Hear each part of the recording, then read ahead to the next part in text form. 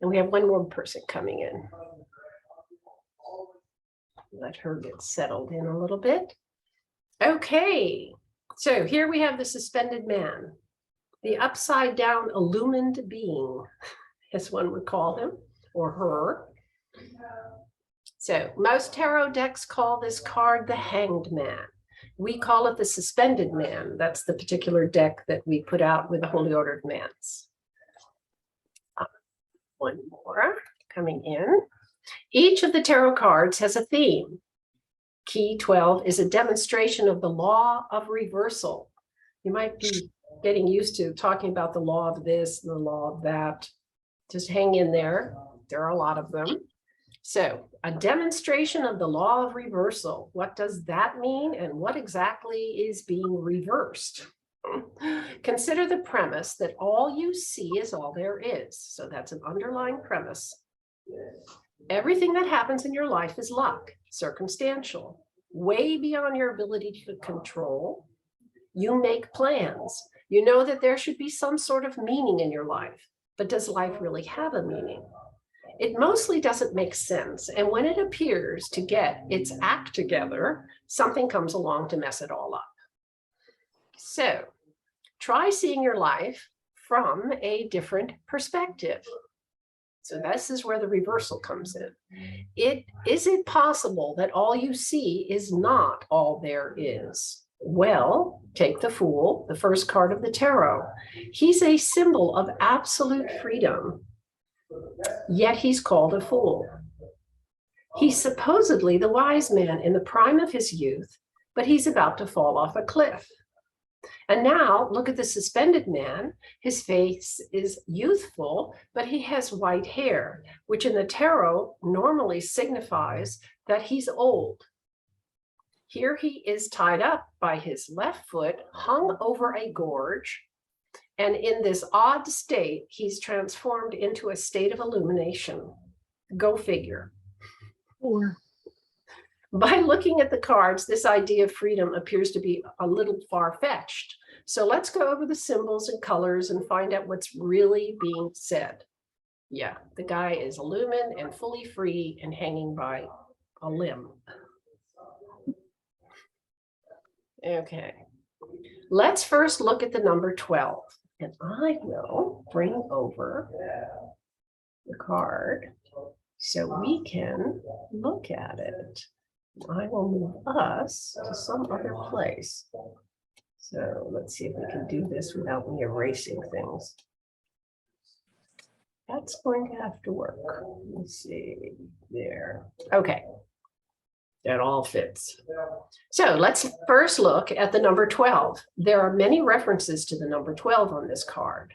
The suspended man is hanging from a structure that looks like the Hebrew letter Tav. The branches have been lopped off. They total 12. 12 in tarot is always identified with the zodiac, and the zodiacal signs always stand for the expression of different types of personality. With the branches lopped off, this could mean that those personalities are no longer available or active. It's just you and your inner self being pictured here. He's at rest, poised, in a state of balance.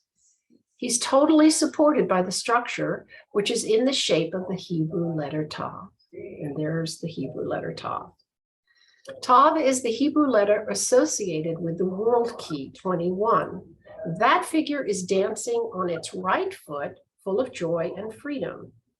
So here on key 12, we have the suspended man supported by the real nature of the universe, symbolized by Tav. He is in a state of meditation, illumined, that's all that yellow light around his head, and dependent entirely on the personality of the universe. And he's safe. That's a big plus. Interesting to note, the numbers of the two cards are in reverse to each other, 12 and 21, another item of reversal. So let's just look at the tarot tableau. Down here is the card we're talking about. And how you see The body is almost the same, but up, this is upright and the other one's in reverse. So that's the one we're referring to.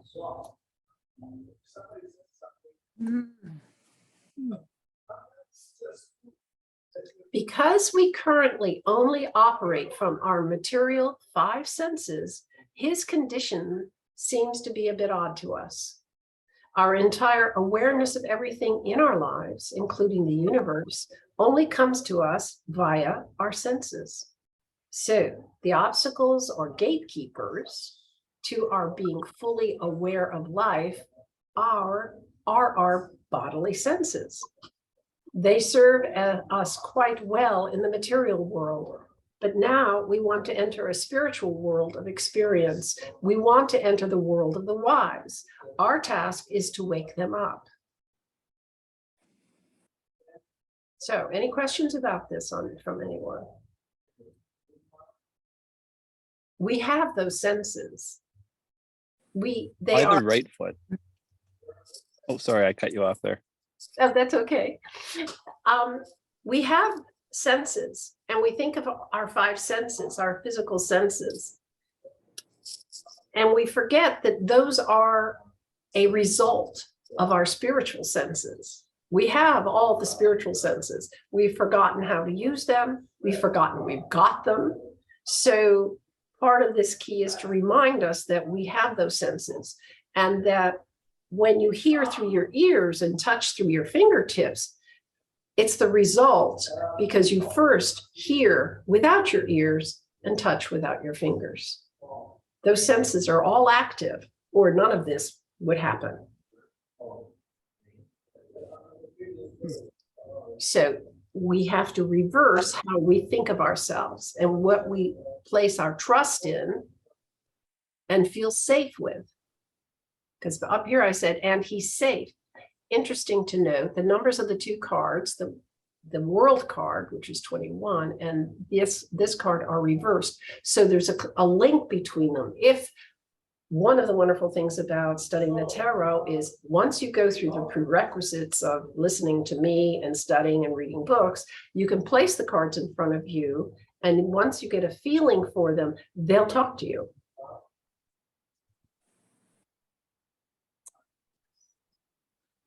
So our task is to wake them up. It's not to find them or get them. We've got them. And actually, 20% of the time, we use our senses, our spiritual, what we could say our spiritual senses or our senses from source. We do. That's intuition. That's a sense you get of something happening. That's you see something coming, and then you can respond to it, but nobody told you that was going to happen, etc. So let's continue looking at this card in key 21. The Hebrew, and there it is, the Hebrew letter mem rules key 12. Mem is related to water. If you look in a pool of water, you'll see a reflection of yourself looking back. Key 21 and key 12 are in reverse to each other, both in number and image. They are actually the same figure. But the suspended man appears to be in bondage from a material point of view. The reality is just the reverse. The function of the suspended man card is silence. We practice concentration in order to quiet our mind, which allows us to enter the realm of meditation. Thoughts appear, come and go, but we let them slip away. As you reach for a point of quiet, you enter union with the absolute. In samadhi, the outward appearance is still in a state of suspension, like the suspended man. Inwardly, all is active in a state of bliss. The truth arises from within, leaving the mind, the intellect behind. Remember that little dog on the Fool card, the intellect? It's white, so it's spiritualized intellect. But you're functioning now from the inner self, from the inner mind, from the mind that we swim around in. Also, a wonderful thing you can do when you're at that point of quiet is to wonder about things. You place something in front of you and you wonder about it. And rather than figuring it out with your intellect or your education that you've paid all this money at some college for, instead of that, just wonder and say, explain this to me, tell me about this. Ask creation to do that. Creation, which is with you 24/7, 365 a year. So let's continue along these lines by identifying water with the subconscious mind, as we saw on the High Priestess card. Everything was blue on the High Priestess card. The water that flows from her dress is the same water that flows throughout the tarot cards. On the Emperor card, we called it the stream of consciousness, which gives life to his realm. On the Empress card, we identified alchemical water as the mind stuff from which everything is made. So there's a term that we're not talking wet water, we're talking alchemical water. And alchemical water is the mind stuff from which everything is made. Okay, so that would, you could look at it as nothing is ever new to the universe or made in the universe. Everything that's in the universe is all there is. Nothing's added to it or taken from it. Aha. So what do you need to do to function in the universe? You need to learn how to transform things with your mind. You create with your mind. It comes out through your living, through this body. You've been trained very well to use your hands to create things. And also you've been trained how to create things in your life, like food on your table, a roof over your head, friends, being nice, so you have friends. So all of this you've been taught, but the essence of it, once again, back to those senses, is at the core. You create with mind. That would be cool. You know, that's the old thing of money grows on trees. Well, you could do that if you could get that together. That's back with the can you walk on water routine also. But it's not impossible. That is quite possible. But you don't actually need the bills and, you know, the dollar bills, putting them in your bank account. You just need to accept the abundance of creation in your life. And for some unknown reason, it all shows up and everything's taken care of, and there you have less stress. You create a pattern in your life to be friends with your creator and communicate. And it's a two-way street. Creation is real glad to talk to you. In fact, really enjoys talking to you and giving you directions so you don't shoot yourself in the foot on a regular basis. He created us with willpower, free will. So we get to do anything we want.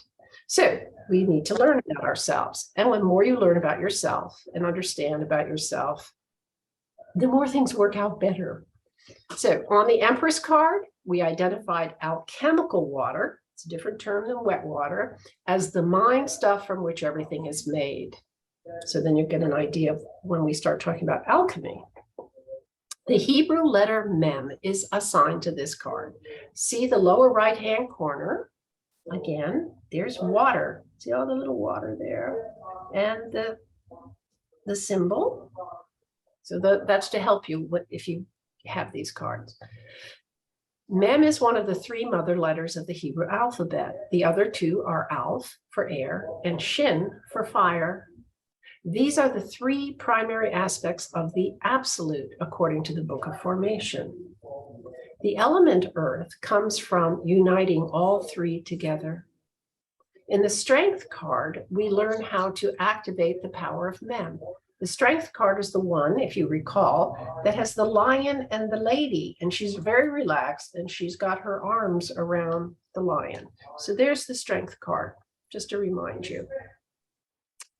And that's where you are talking to the subconscious mind sweetly, coaxing. Oh, I'd like to do it this way. not shouting, if you don't get it for me, I'm going to be really pissed. No, that doesn't work with the subconscious mind. You want to be sweet. You want to be relaxed. And that's talked about in the strength card. In the strength card, we learned how to activate the power of mem, the subconscious mind, which is that power which creates the conditions of our lives through suggestion. I'd really like to have this. That would be a good idea. Tomorrow, when I wake up, could you put, have that up for me? You'd be surprised. It's really cool. The suspended man's hands are behind him, out of sight, because he doesn't need them. Everything we've been taught is that we create our lives through the work of our hands, which can also mean through our intellect. That's not what's happening here. And there's no exertion. He's completely at ease. He's just, I can't believe that came to me. He's just hanging out, you could say. Never thought of it that way. Okay. A wise man sees a different world. He sees a world made up of energy, different rates of vibration. Note the two spiral wands in the hands of the world card. Though we appear to be solid at the atomic level, we are just atoms flying through space, held together by our mind. So I'll mention that again. Though we appear to be solid at the atomic level, and that's still the material level, we are just atoms flying through space, held together by our mind. And so is everything else.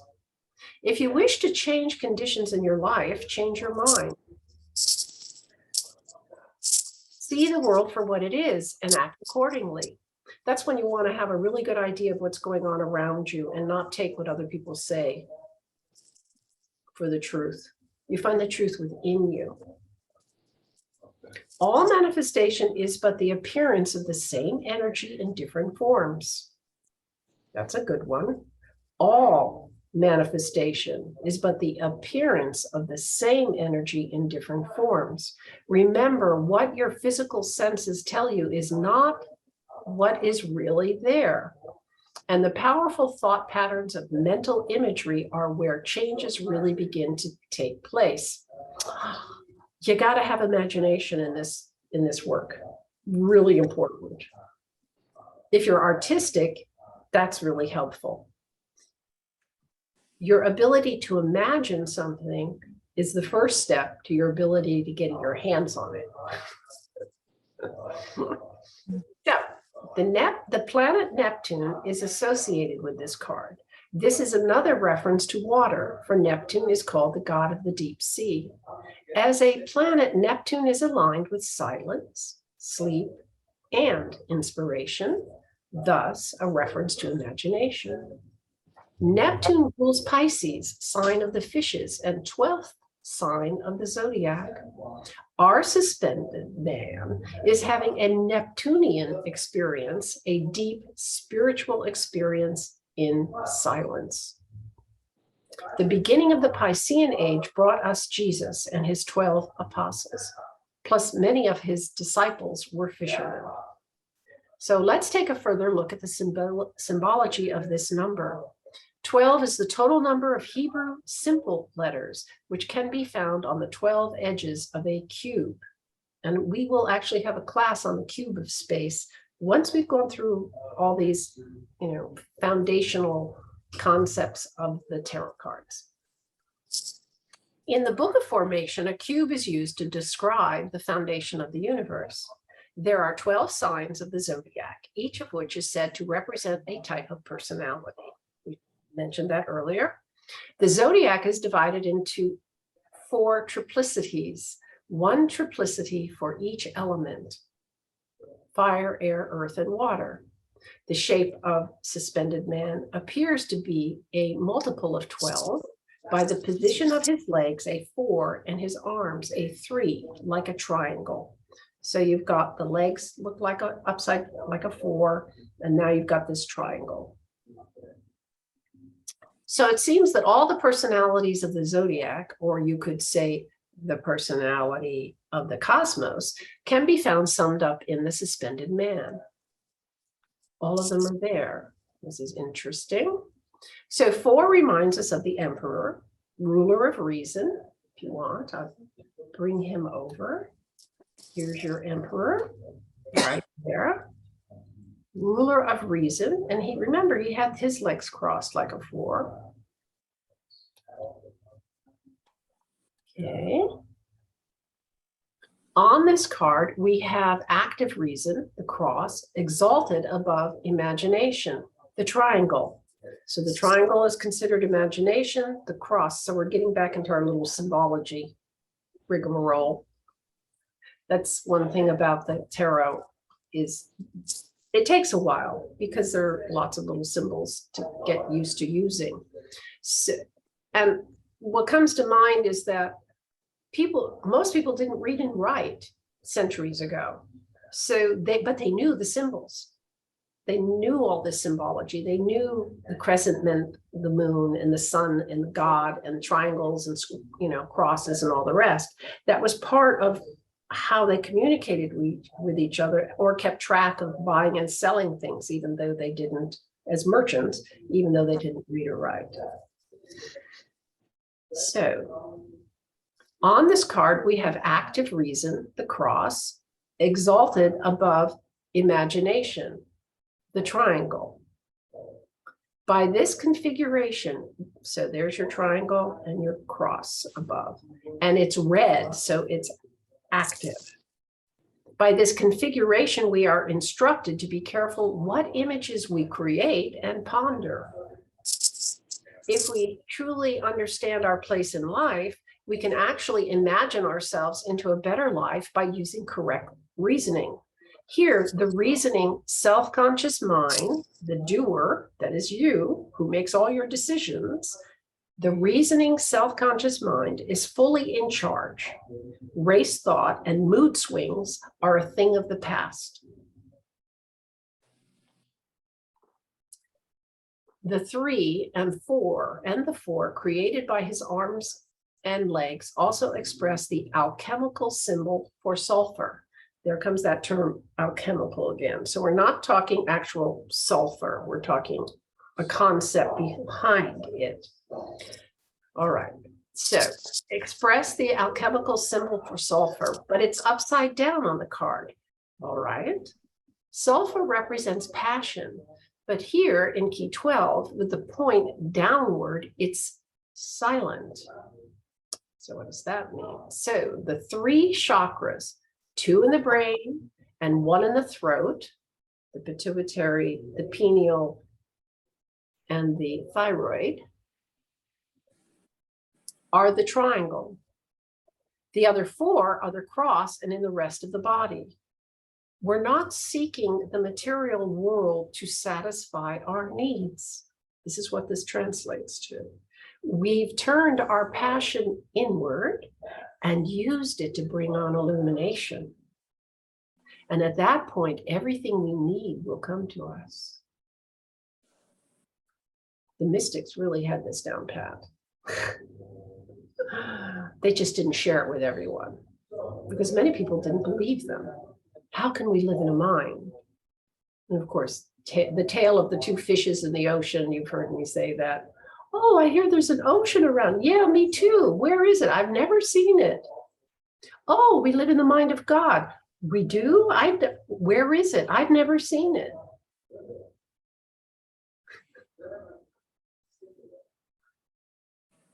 But you see it every day, but you only see the results of it. Everything we need will come to us. What is entertaining, and therefore you need to have a sense of humor, is how it gets to you. Some convoluted method of madness that creation comes up with. His delivery system is very different than Amazon's. So again, let's continue with the symbology. Let's look at his clothing. His jacket is blue, the color for water, memory, receptivity. So that's where this comes into this card. His legs are red, the color for fire and action. These elements are opposites. Opposition is also symbolized by the reversal of the figure, but opposition is at rest here. All activity is suspended. Even his hands are behind his back. That's because he's suspended by a twisted white cord, a reference to the cyclic, rhythmic nature, the life force. We put on a jacket to protect us from the elements. His blue jacket of protection declares his receptivity and access to the inner voice. So I'll repeat that because that's an interesting thing. We talked about the garment, the jacket that the fool was wearing, and it was covered with all the symbols of the universe, which were protecting him, the self, the inner self. And here we have this reiterated. We put on a jacket to protect us from the elements. His blue jacket of protection declares his receptivity and access to the inner voice. Behind him, all is gray, representing the union of opposites, the foundation of wisdom. God bless you, Sue.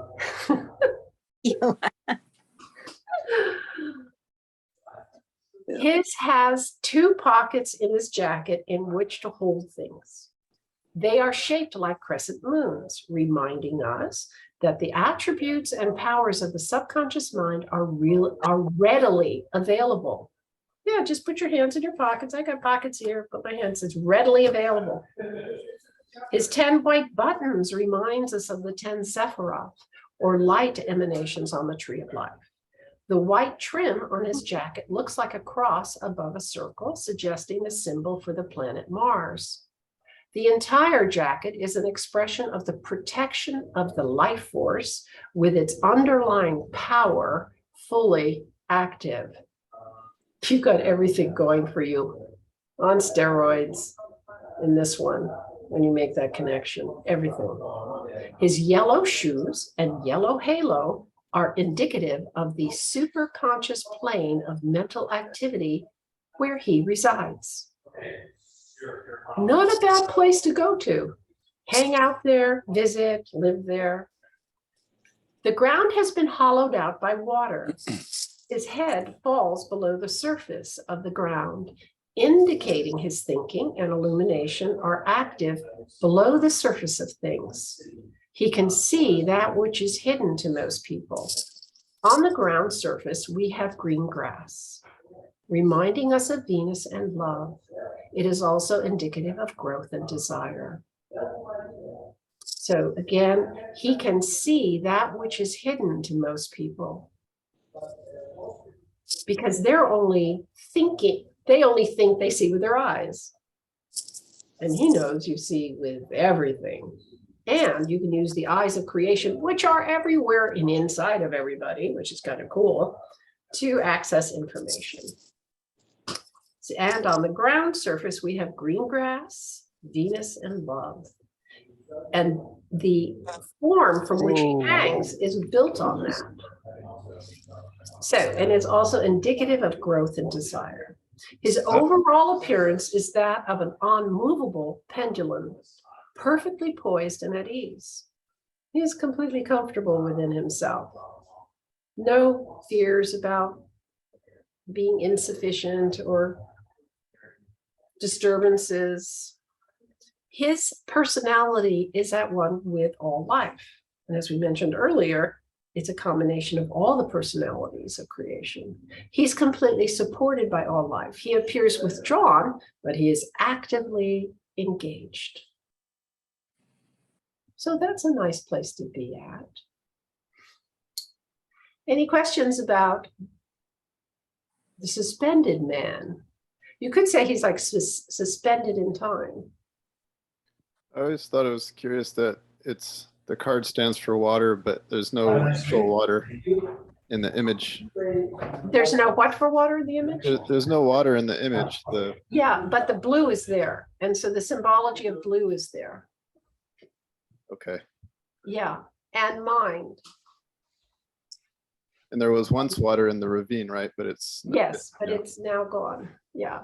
So you're thinking in terms of physical water, wet water, and expressed here is alchemical water, which is the mind, the subconscious mind, which are both water.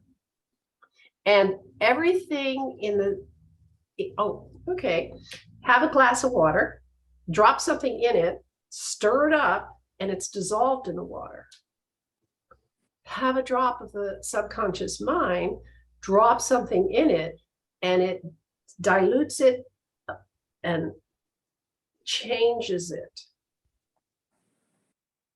So it's the same activity that takes place, that water. That's why water is used as a symbol for the subconscious mind, because you think, and then it's placed into the subconscious mind to deliver to you. And it's not separate from you, but for our minds to get around, to wrap around the idea of it, we separate it out. But the reality is it's instantaneous. You get an idea, you got it delivered. And then if you go, oh, don't want that, oops, it stops it. Also, when you pray for someone, somebody says, oh, I've been praying for this person over and over again. And then as soon as they stop praying, they go, oh, I hope he gets better. And so now they see them as ill. Doesn't work. They just got an ill person again.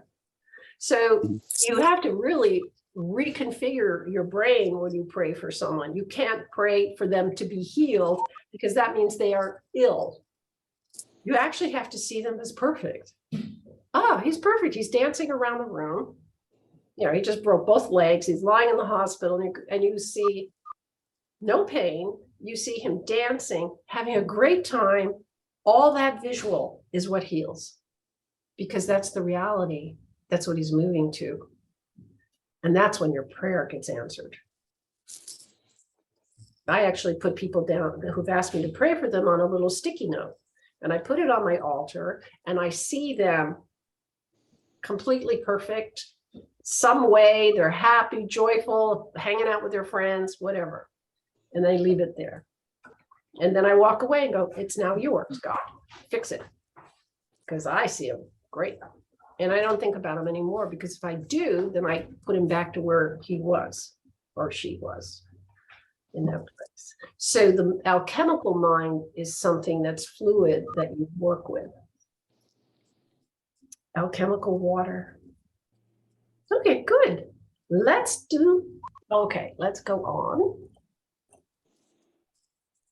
We'll take this wonderful figure. And I love this picture. All the fishermen. And this weekend, I put up something called the retrospection exercise. I don't know if any of you saw it or not. If you would have, let's see, continue reading. There it is on my website. I thought this was really a neat picture. I have this picture also up on our order site, the Holy Order Man site, for the retrospection. So I thought I'd read this. This is called Getting a Grip on the Subconscious Mind Before You Go to Bed at Night. This is called Rectifying Things You Did Throughout the Day and Giving Life to the Things You Want to, and quietly putting to rest the things you don't want in your life for the next day. So if you would like, close your eyes, everyone, and I will read this to you. And then you can always come to the site and check it out on your own. Take a deep breath, everyone. So each night, as you're lying in bed, preparing to go to sleep, say the following prayer or something like it. O Lord, reveal to me my deeds of this day and show me what I did right, what I could have done better, and what I shouldn't have done. Forgive me for my mistakes and misdeeds, and give me the strength and motivation to correct them on the morrow. Then go over what you did today in reverse order. Start with what you were doing right before you got in bed, and then work backwards, touching on each event as it played out in the course of your day until you cover what you did the first thing that morning. This shouldn't take very long. The process should be matter of fact, leaving emotion out of it. If you can't let go of the emotion, then give that to God too. As you do this, think of whether your action was positive or negative. If positive, and we would say positive being creative, bless it and give God thanks for it. If negative or destructive, something you either wish you hadn't done or would have liked to do better, resolve to do better. Then ask God to take away and cleanse you of both the positive and the negative activities of your day. No attachment. Do your retrospection, hand it to God, and then go to sleep. This exercise is very important for your soul's development. Make it a lifelong routine. Also, don't discuss it with anyone. This is something I was trained to do when I entered the order umpteen million years ago that I was in, Holy Order of Nuns. And this is one of the first things they told us to do. It's just like cleaning out the closet every night. So there we have it. It's on the site up here. It's because it's a post. I put it, it ends up being related posts, retrospection exercise, as opposed to under some of my other exercises that are on here. So let's move on to transition. Aha. So let's get that key. And move it over here. So we'll have it in stereo. In our deck, we have changed the popular name for this key from death to transition. So when I say ours, it's the Holy Order of Man's deck that I actually worked with in the 1970s. So this card is all about change and dissolution. The end of the old and the beginning of the new. It's all about transitions. We call these ideas expressions of the law of transformation. There's another law. I remember when I was writing this, it never occurred to me how many laws there were when you're reading the Book of Formation and putting this together. But this is the law of transformation, is the transition key. And also know that when in the second sentence, I said this card is all about change and dissolution. To dissolve is one of the things you master when you become a mystic. You have to learn to dissolve things. Things don't go away. It's all the same energy. You create, you dissolve. So it's just as much a part of it. Because as you evolve, the old has to go away. So we saw in the previous key 12 why it was necessary to reverse our current habits and reassess our personality. They were based on the misinformation supplied by input only received from the material world. This card takes that idea a step further using the law of transformation. This key takes the necessity for change and how to go about it with the least trauma in your life. Why is just the idea of change a little disconcerting? When we are dominated by tribal or racial thinking, any change to that thinking represents an unknown situation. We want life to continue just as it is. The status quo is just fine. Good old couch potato style. The underlying fallacy to this notion is that life is continuously changing, like it or not. So it's best to get on board and explore what's out there. Let's take a look at the various components of this card to see how it expresses the law of transformation. We'll start with the number 13. In Hebrew, the number 13 has the value of 2 words, which mean love and unity. This combination means that the power flowing from the Creator is based on love, which flows through and unites all creation. Because love flows through all creation, we're looking at the reason for the generation and reproduction of every species. Scorpio belongs to this card. Scorpio governs our reproductive organs and rules the house of death and rebirth in any horoscope. So with this number 13, we have an expression of both our birth and our death or transition. Possibly this is why, depending on the source of your point of view, 13 is either lucky or unlucky. Either point of view, though, is based on the notion all you see is all there is. We fear what we don't know. New things come up. Oh my God, I have to deal with that? I've never seen that before. I'll go buy a book on it. Death fits that notion quite nicely. People even buy books on after-death experiences so they can get a grip on this. Yeah, it can be scary. We have no idea what's going on after the dissolution of our physical bodies. In nature, forms are always changing into other forms. Well, something to think about. The Kabbalah states dissolution is the secret of the great work. Scientifically, when a form dissolves, it breaks down, it releases energy. Okay. Fungi have the ability to break down a myriad of substances. They play an important role in energy cycling within and between ecosystems. Fungi are found in terrestrial, marine, and freshwater environments and are part of a diverse community of decomposers that break down dead plants and animals. From this decomposed soil, new plants grow. And so you look at the card, the soil is black, and that's very rich soil. Chlorophyll is a pigment that gives plants their green color. Plants use chlorophyll along with sunlight to get their nutrients. We and animals eat plant life and incorporate their essence, which includes their captured sunlight, into our bodies. We eat both plants and animals, again absorbing their captured sunlight to build our bodies.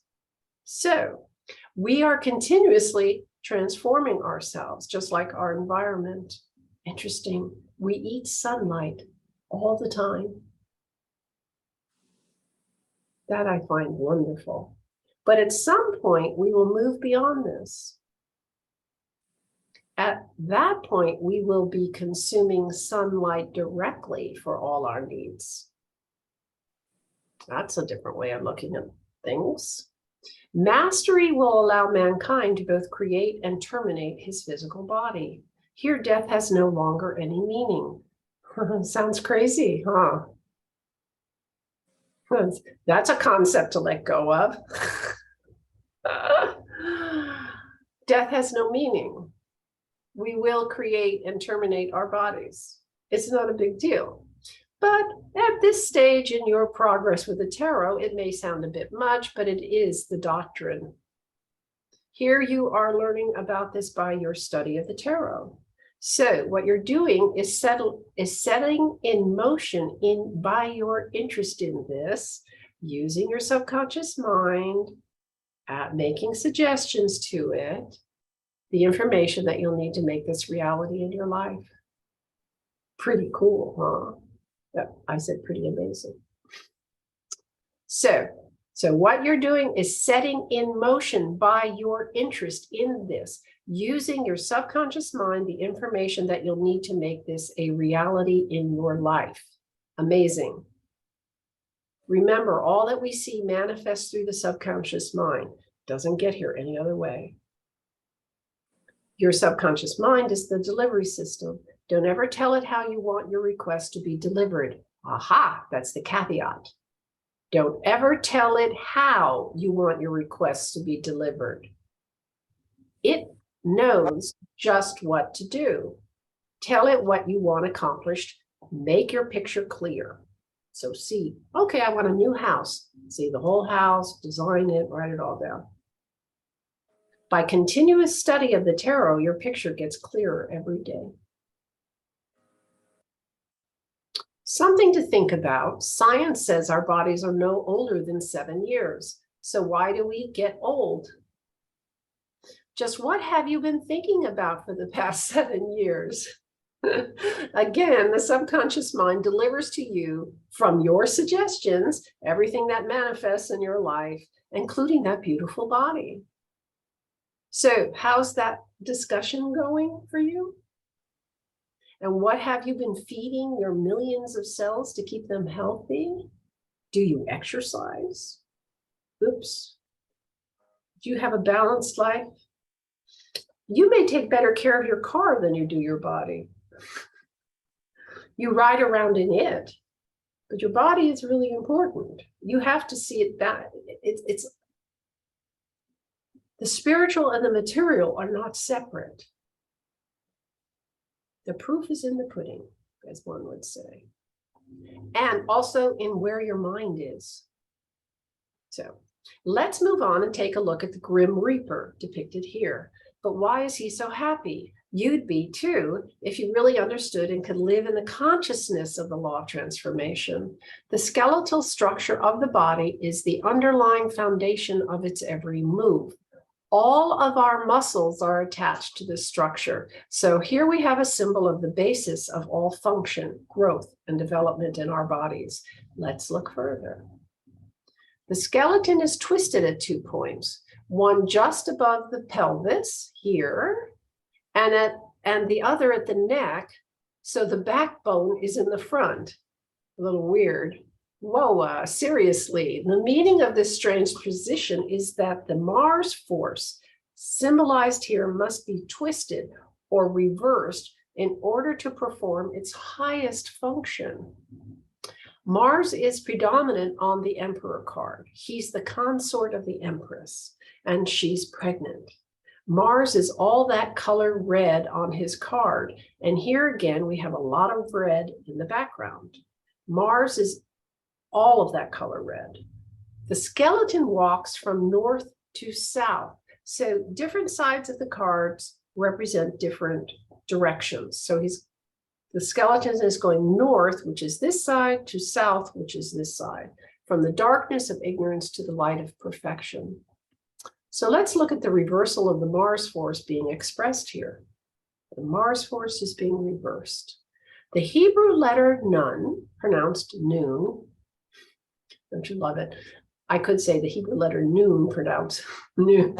Could have done it that way, is attributed to key 13. Scorpio, a fixed watery sign, is assigned to noon. Scorpio is ruled by Mars, which rules the sex organs.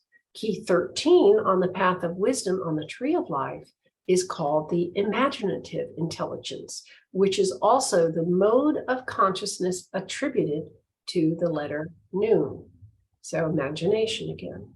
We know that the generation, which is reproduction of our species, is transmitted through the reproductive function of sex. Therefore, the mode of consciousness of this card implies, according to the doctrine of the ageless wisdom, that the process of causing or creating something to happen or exist is mental. This is a reversal of the Mars force. Okay, again, therefore, the mode of consciousness of this card implies, according to the doctrine of the ageless wisdom, that the process of causing or creating something to happen or exist is mental. This is the reversal of the Mars force. In other words, all changes are primarily changing our mental imagery. So that's what this card is all about. Change the image, and you create a new external form. Change the image in your mind, and you create a new external form. According to this key, the mastery of the forms created by the Mars force is an alteration of the mind by which we become better able to survive and multiply. Interesting. The mastery of the forms created by the Mars force is an alteration of the mind by which we become better able to survive and multiply. You get a handle on this, the use of your mind, and a handle on it means you trust it. This is where trust in God comes from. You trust that this works, and then it works. If you don't trust it, that's your prayer, and it won't work. But there's lots of proof that it works. And by you placing your attention on this, creation will bring to you what you need that will create trust in it. It's amazing.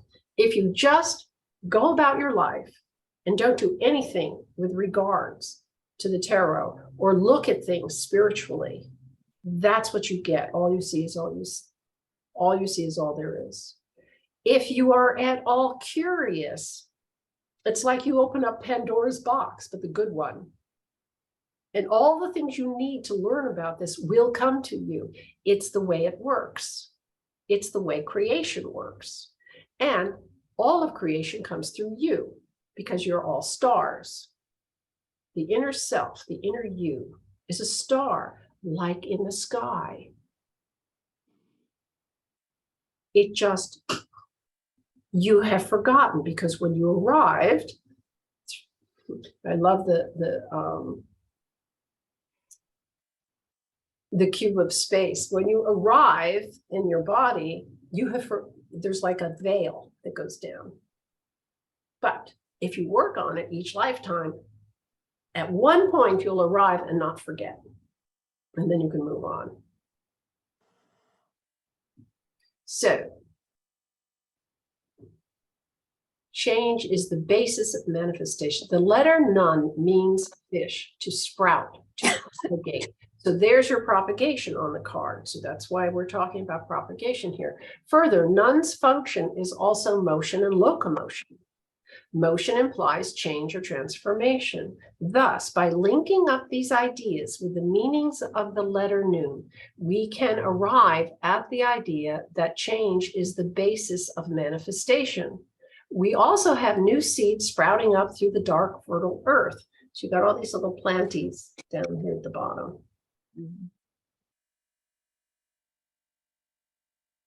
The other thing is, whenever you're in a chaotic situation, chaos brings change. So if you could look at it, any chaos in your life, even if it's a little wrinkle, go, oh, what's being delivered to me that I need to work on?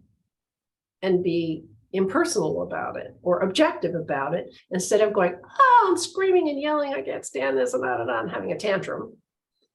If you have a change that's in your life, you kind of go, oh, so I'm going to sit down and ask God, what's going on? What am I going into? What am I walking into? Your past is gone. I was taking a walk the other day on my little path near our house, and I'm walking along and I couldn't figure out something. I was trying to come up with a cover to our next book. And I had all these, and I said, oh, forget it. And I just looked at the trees and I started thinking, well, everything behind me is gone. But I'm walking into the present. I'm in the present and I'm walking into the future. And I thought, oh, that's a cool thought. Where'd that come from? That's very nice. And then I saw the cover for the book. I went, oh, phew, got that. That's done. Okay. When I got home, I wrote it up and sent it off to the person who's helping me. I walked into it. Change, I had to come up with something, like it was annoying and, figure it out. And I was looking at pictures and doing it. And then I just went, oh, forget it. And then I got this vision of the past is, I can't do anything. I can't, whatever I do, I can't fix the past. So I got to just let go of it. And then there it was. Change is the basis of manifestation. And chaos precedes change. So it's not a big deal. When you have chaos in your life, you could sit down and go, oh, whoopee, what's going to happen? This is joyful, even if it looks really dramatic. To further this idea, we find in the upper left-hand corner of the key, the picture of a symbolic seed, this little character up here. This little seed is composed of two ovals or zeros, a little guy there and the bigger one within the other. The two ovals are united in their structure. Yep, they're combined. The small oval has 5 rays extending towards the limits of the larger oval. The inner oval is a source of energy radiating the 5 elements of fire, air, earth, water, and ether into the space enclosed by the larger oval. Here is a symbol of the inner power extending itself and filling space with all the elements of the universe. So that's what that little symbol is on the card. The fishing boat, over here, there's that little fishing boat, pulled up on land, refers to noon's meaning as fish. The black earth upon which it rests refers to the vast unknown. All of this. Fish must be raised out of the water in order to eat them. So we need a fish hook. So there we've got the fisherman. He's got his little fishing rod with a hook. The Hebrew letter Zadi on key 17 means fish hook. The function expressed by key 17 is meditation. Let's take a look at key 17. Let's see if I can bring that over so you know what I'm talking about. This is key 17 down here, the star card, and it's the key for meditation. So keep that in mind. She's got 1 foot on the water. She's actually resting 1 foot on water, and her knee is on the earth. And of course, it's green, so you know it's love. So, okay, so let's go back. The idea what that looks like. The function expressed by key 17 is meditation. So here we have meditation as a tool used to catch and make use of the mysterious fish, that vast resource called the universal mind, which is swimming in the waters of the subconscious mind. So I'll reread this. Fish must be raised out of the water in order to eat them. So we need a fish hook. The Hebrew letter Zadi on key 17 means fish hook. The function expressed by key 17 is meditation. So the fish hook is meditation. So here we have meditation as a tool used to catch and make use of the mysterious fish, which is the unknown. That vast resource called the universal mind, which is swimming in the waters of the subconscious mind. So we need meditation in order to roll in the mind of creation. So you learn to be quiet, you learn to meditate. When you meditate, though, you can just wonder. Meditating is just wondering about something. Put an apple in front of you and say, what's there? If there's a worm in it, it could be a little risky. But you can go and look at a flower or a tree, and then the tree becomes luminous because it starts to, because you're really looking at it, and it starts to express itself to you. These are not far-fetched for you. You all have this in you. And it's a lot of fun. What's nice about it is having a community you can express and share this with. So,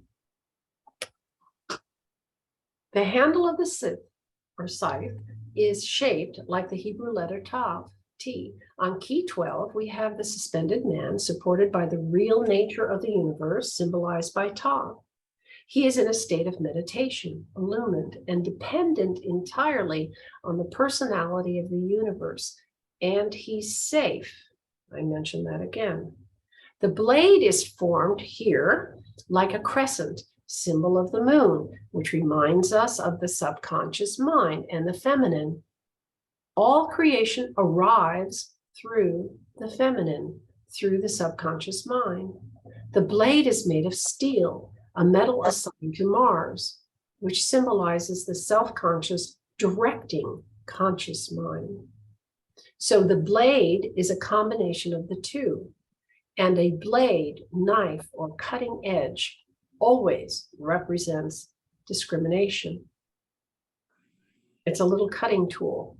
And if you look and remember, this card, Justice, she holds a sword. Feminine holds the sword, discrimination. The other one who holds a sword is on this key. And there's the sword, and feminine again, discrimination. You have to learn to use your will to choose what you want in your life. You have to, chop things out of your life and keep them in your life. I would tell friends, I can only work on so much this lifetime.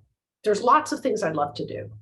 So I'm going to take out my sword and I'm going to cut all the way around myself, and everything inside I'm going to work on, and everything outside I'm not interested in. And I'm not going to scatter myself. And it's worked out really well. Some things knock at the door and protrude, but let me in. I want you to have my attention. I want you to be in your attention. And I go, no, not this time. There's certain things I'm doing this time. So a blade, knife, or cutting edge always represents discrimination. And that doesn't mean the concept, I just got it, you're better than someone or they're better than you. No, it's just what works in your life for you so you can express you, not what other people think you should be.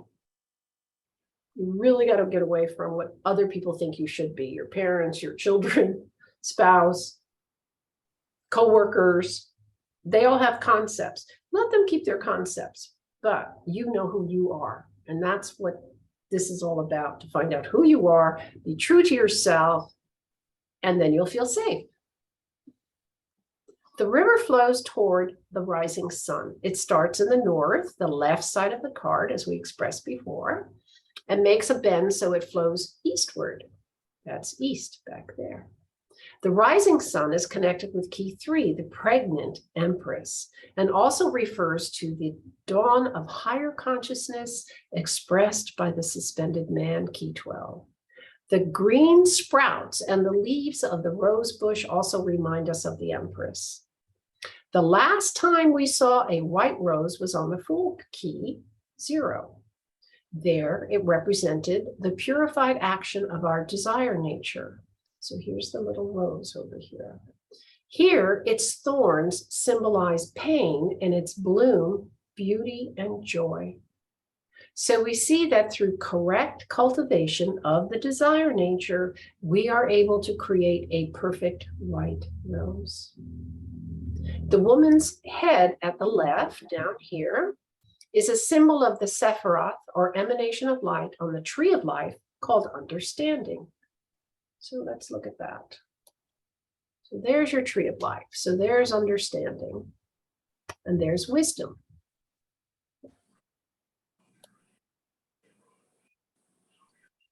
The man's head represents the Sephiroth, wisdom, which represents the supernull father and the divine masculine. Oh, I forgot to say, understanding represents the supernull mother, the divine feminine. And also what that also means is this is the feminine column and this is the masculine column. And this is the shortcut up the center. Beauty, the Christ light, straight up. Or the sun, S-U-N. The creation of new works from the changes we make in our lives as a result of the operation of key 13 are symbolized by the single hand on the right and the wheel. That's that hand down here. Pisces physically rules the feet. The empty boot back here, over right there's that empty boot, shows all that remains of the passing Piscean age. Piscean age is about 2,000 years. Gone are the old ideas about the status of women and children that predominated that age. The single foot on the left over here, repeats the reference to the Piscean age. But keep in mind that key 13 also symbolizes something which is at work in every age. To sum up, man is immortal and can never die. Yay!